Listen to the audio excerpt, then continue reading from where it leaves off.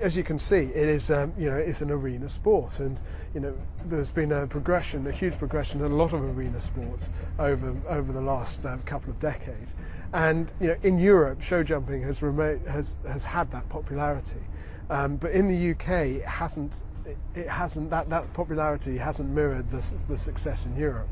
I mean, you look back to the 70s and you had the David Brooms of this world and the Harvey Smiths. I mean, most of these guys you could watch every Saturday on the BBC, and they were bigger household names than a lot of the footballers at the time.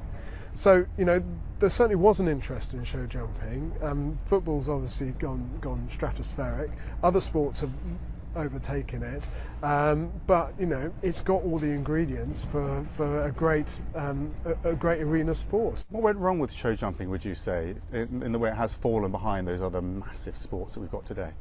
Generally, I just think there was probably a lack of investment. I mean, there was nobody willing. There wasn't a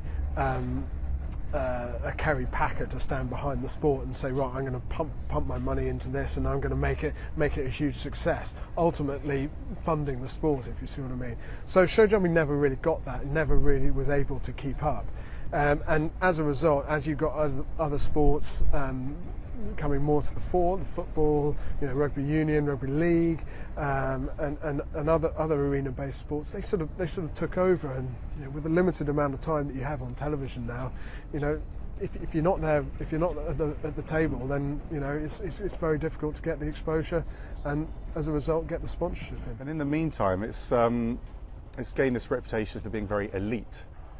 So that's actually a big challenge, isn't it, in terms of the brand, if you're trying to broaden the base?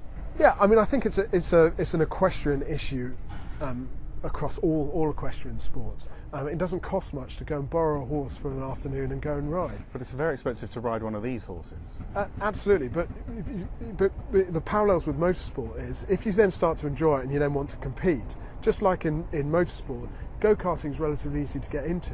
But if you want to go up into the next levels, then you need someone to support you. You either need a local business to support you, or you need a local businessman, or you need someone who's going to pay for the horses, and that's when you then start to climb up the ladder. But absolutely, I mean, these horses are worth millions of pounds. I mean, it's but I guess the point I'm trying to make is, at a grassroots level, it doesn't need to be elitist.